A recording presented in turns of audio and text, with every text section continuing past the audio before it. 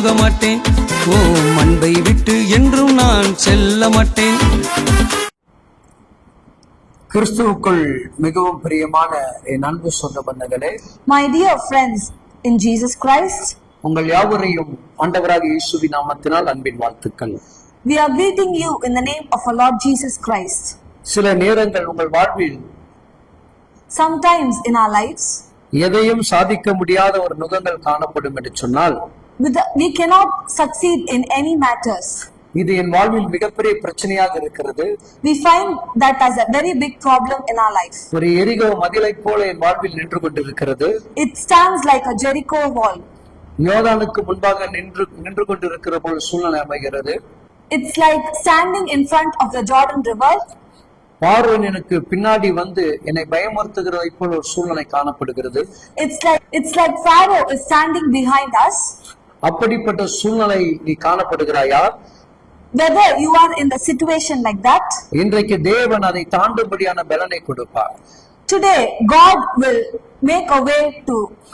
பரிசுத்தமான வேதாகம் நமக்கு சொல்லுகிறது. The Holy Bible says, சங்கீதம் 18ஆம் அதிகாரம் Psalm chapter 18, 29வது வசனங்கள் இவ்விதமாக சொல்லுகிறது.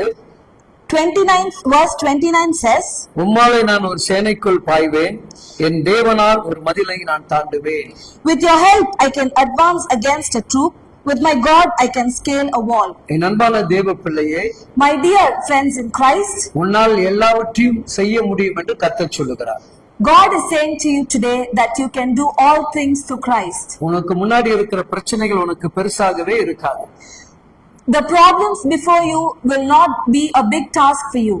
இதுவரைக்கும் குழந்தை பாக்கியமே இல்லை என்று ஒரு மிகப்பெரிய வேதனையோட கூட இருக்கக்கூடிய நண்பு மகளே, Till now that you are suffering that you don't have a baby, கர்ப்பத்தை உற்பத்தி பண்ண முடியாத இருக்கக்கூடிய தடைகளை உன்னால் உடைக்க முடியும் என்று கர்த்தர் சொல்லுகிறார்.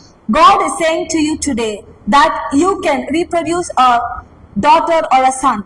மனிதர்கள் பேசும்போது இந்த வார்த்தை கேட்டு மனம் சோர்வடைந்து கொண்டிருக்கிற மகளே, Others people saying I'm getting stuck, my dear daughter, ஆனால் இன்றைக்கு தேவன் சொல்லுகிறார், but God is saying to you today, அந்த மனிதர்களுக்கு முன்பாக உன்னால் ஜெயிக்க முடியும் என்று சொல்லுகிறார். God is saying that He will make you win before them.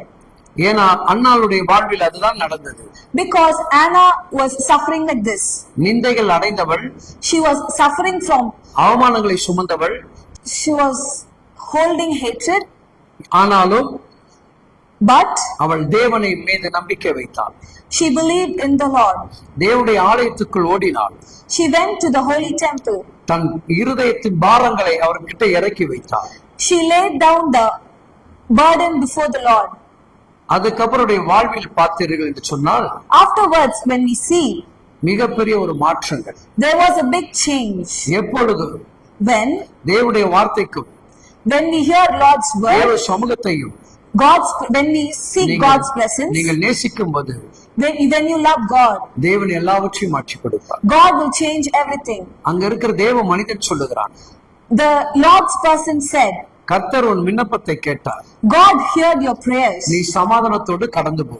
Please go in peace. அவள் அந்த ஊழியருடைய வார்த்தைக்கு செவி கொடுத்தார். She obeyed to the God's servant. அந்த வார்த்தை தனக்கு தான் என்று எண்ணிக்கொண்டாள்.